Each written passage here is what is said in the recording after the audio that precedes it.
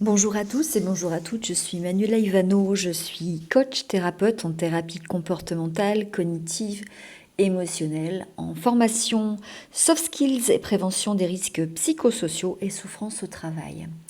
Aujourd'hui, dans la lignée des schémas et de la thérapie des schémas, je vous ai apporté un complément d'information sur le schéma qu'on appelle le schéma méfiance-abus. On commence tout de suite avec les explications. Le sommaire reste le même que d'habitude. Je vais vous expliquer en quoi consiste ce schéma. Les besoins affectifs qui n'ont pas été nourris pendant l'enfance, les origines familiales, les comportements qui vont maintenir ce schéma à travers des comportements inappropriés, les schémas qui coexistent, le questionnaire et la thérapie. Alors, le schéma de méfiance, c'est la croyance que les personnes qui sont proches, en tout cas les autres globalement, finiront par nous faire du mal, nous trahir, nous blesser, nous humilier, tricher avec nous, globalement nous faire souffrir et nous faire du mal. Et on parle globalement d'abus. Ce sont des enfants qui ont été abusés par un parent, les parents ou les éducateurs, si par exemple ce sont les grands-parents qui se sont occupés des enfants. Donc soit par maltraitance verbale, ce qu'on appelle la maltraitance verbale, ça va être des injures, des insultes, de l'humiliation, t'es qu'une merde, t'es une grosse tarte, t'es nul, t'es incapable, voilà. Tout ce qui est violence psychologique à travers la manipulation, la violence physique, les enfants battus bien sûr, et sexuelle à travers l'inceste. Ce sont des personnes qui vont craindre d'être manipulées ou utilisées, et donc elles vont interpréter les comportements des autres à des fins de protection. Les autres renvoient également à la société, c'est-à-dire que la personne peut penser qu'elle est victime du système et qu'elle est constamment défavorisée. Alors les besoins qui n'ont pas été nourris pendant l'enfance, on va retrouver les besoins de sécurité, de stabilité et de prévisibilité. Donc des parents ou une famille qui n'ont pas apporté à l'enfant son besoin essentiel de sécurité, de stabilité ou de prévisibilité. Au niveau des familles, des origines familiales, on retrouve des familles majoritairement maltraitantes. Donc des familles, des parents ou un des parents ou des éducateurs, si les enfants ont été placés chez des oncles, des tantes, des grands-parents, qui étaient maltraitants verbalement, donc insultes, humiliations, psychologiquement, physiquement ou sexuellement. L'enfant, en fait, n'a pas pu développer sa confiance envers la mère, envers le père, envers le parent, puisque le parent qui est censé assumer son rôle de protecteur, au contraire, ne l'a pas assumé, premièrement, mais en plus a abusé de l'enfant. Donc l'enfant a compris que le parent n'était pas une personne en qui il pouvait faire confiance. Et par effet de halo, il en a déduit qu'on ne pouvait pas faire confiance aux personnes, globalement les personnes proches ou intimes aussi. Et donc il va se méfier, une fois qu'il sera adulte, il se méfiera des autres et en développer la croyance qu'ils finiront, tôt ou tard, par le trahir ou abuser de lui. Au niveau des comportements qui maintiennent le schéma, on a, vous le savez maintenant, toujours les 3 comportements types qui sont liés à la survie. Soit je me soumets à mon schéma, c'est-à-dire que je reproduis un schéma que j'ai connu dans mon enfance ou que j'ai vu à travers mes parents. Soit je fuis, soit je compense, c'est-à-dire que je fais tout le contraire de mon schéma.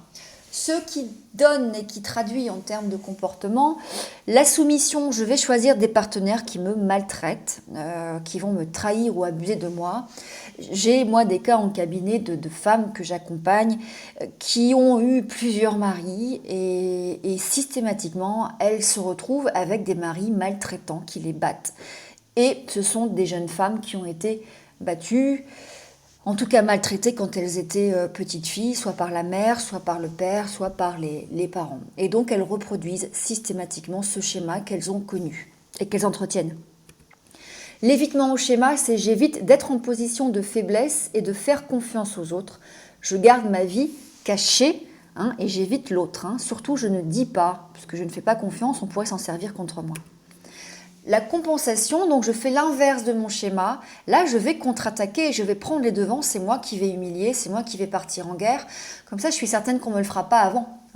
Donc, il va y avoir aussi des recherches excessives de vérité, des quêtes de preuves de l'abus, de la trahison, Globalement, c'est en gros, je les aurai avant qu'ils ne m'aient. On va retrouver bien sûr d'autres schémas, puisqu'on a toujours plusieurs schémas qui coexistent. Alors on va retrouver par exemple les idéaux exigeants, hein, donc c'est le perfectionnisme. Si je suis parfaite, au moins on n'a rien à reprocher, on ne pourra pas me trahir ou on ne pourra pas abuser de moi. On va retrouver aussi des schémas comme l'abnégation. Si je dis oui à tout, si je fais plaisir, eh bien j'ai moins de risques de me faire trahir ou d'être abusée, etc., etc. Le questionnaire, je vous laisse mettre en pause la vidéo et regarder tranquillement ça. Normalement, dans le questionnaire, il y a une évaluation qui va de 0 à 6. 0, c'est ça ne me concerne pas. 6, je suis très impactée par cette affirmation. Concernant la thérapie, globalement, on est sur des processus qui sont le même pour les schémas, avec des variantes, bien évidemment. Ici, on va toujours essayer d'identifier les pensées dysfonctionnelles, du genre... S'il ne répond pas à mon SMS, c'est qu'il cherche juste à profiter de moi et à coucher avec moi. Il ne m'a jamais aimé. Donc on va les repérer, ces pensées-là, et puis après on va les restructurer avec des arguments pour, des arguments contre, des preuves pour, des preuves contre, faire l'avocat, d'affiches thérapeutiques, etc. Il y a toujours ce travail d'acceptation, parce qu'en fait, quand on se méfie des gens, on pense forcément, on voit des gens malveillants partout. Et donc il y a un travail à faire sur soi, puisqu'il y a aussi des gens qui sont des personnes saines et bienveillantes. On va toujours travailler sur les besoins, les valeurs, voir si les comportements les nourrissent. Ici, il y aura un travail sur ne pas accepter l'abus, surtout si on a un schéma d'abnégation ou d'assujettissement. Si je fais plaisir, si je me soumets à des pratiques qui m'avilissent, j'entretiens quand même mon schéma. Donc il faut apprendre à dire non et ne pas accepter ce genre de choses ou à partir. Apprendre à faire confiance aux autres, accepter de se livrer un peu plus, parler de soi, apprendre à parler de soi, accepter la gentillesse ou le compliment. Forcément, l'enfant n'a jamais vu son parent comme une personne bienveillante, gentille, qui allait s'occuper de lui, le protéger, l'écouter. Donc quand il y a des personnes qui viennent à l'adulte, parce que l'adulte a gardé son schéma, l'adulte n'y croit pas. Il se dit, il y a un loup quelque part, il va forcément derrière abuser de moi, me trahir, il me ment, etc., etc. Comprendre le lien entre émotion, pensée et besoin affectif, ici ça sera le doute et la méfiance. Bien évidemment, on va identifier les comportements qui maintiennent le schéma, on les a déjà vus, soit je me laisse abuser, soit j'abuse les autres, soit je cherche des preuves à l'excès, à outrance, ou j'évite les relations sociales. On va analyser le coût et trouver des comportements plus appropriés. On travaille sur l'affirmation de soi, qui reste de toute façon un must dans la thérapie des TCC et des schémas, où là j'apprends à affirmer mes doutes et mes questionnements. Quand tu rentres tard, je doute de toi et de moi. J'ai l'impression que tu me trompes et que tu restes avec moi juste pour l'argent.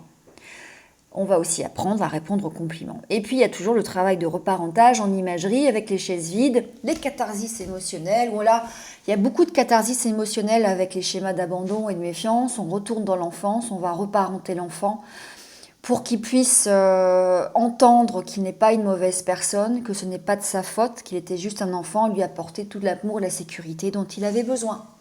Voilà, j'en ai terminé avec le schéma de méfiance. J'espère que cela vous sera utile. En attendant, prenez soin de vous.